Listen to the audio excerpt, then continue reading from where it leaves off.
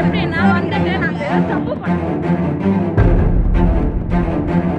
தருமபுரி பேருந்து நிலையத்தில் கடந்த 21ஆம் தேதி அதிகாலையில் குடிபோதையில் இருந்த 2 இளம்பெண்கள் இளைஞர் ஒருவருடன் முகம் சுளிக்கும் வகையில் நடந்து கொண்டிருக்கிறார்கள்.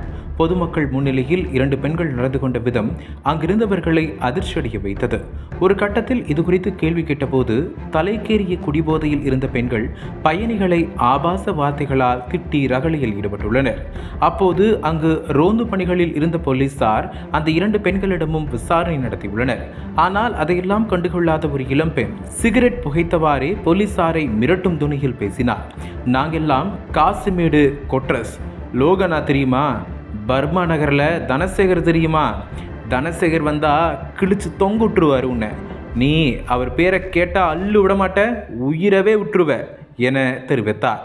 அங்கிருந்த காவலர்களையும் பயணிகளையும் தகாத வார்த்தைகளால் திட்டிய பெண்கள் அவர்களை அடிக்க பாய்ந்து தள்ளிவிட்டனர். ஒரு கட்டத்தில் அங்கிருந்து கிளம்பிய 2 பெண்களும் கிருஷ்ணகிரிக்கு பஸ்ஸில் ஏறி புறப்பட்டு சென்றனர். இதுகுறித்து தகவல் அறிந்த எஸ்பி மகேஸ்வரன் இருவரையும் பிடிக்க தனிப்படை அமைத்து உத்தரவிட்டார்.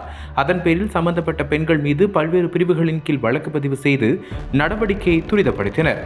சென்னை விரைந்த தனிப்படை போலீசார் சென்னை எண்ணூர் கமலம்மாள் நகரைச் சேர்ந்த அருண்குமாரின் மனைவி ஐஸ்வர்யா, தினேஷ்குமாரின் மனைவி கண்மணி ஆகியோரை கைது செய்தனர். நெருங்கிய தோழிகளான இருவரும் குடும்ப தகராறால் கணவரை விட்டு பிரிந்து தனியாக வாழ்கின்றனர். மசாஜ் சென்டர்களில் பணியாற்றி வரும் இவர்கள் சென்னை, திருச்சி, கோவை, மதுரை உள்ளிட்ட இடங்களுக்கு சென்று வேலை செய்து வந்துள்ளனர்.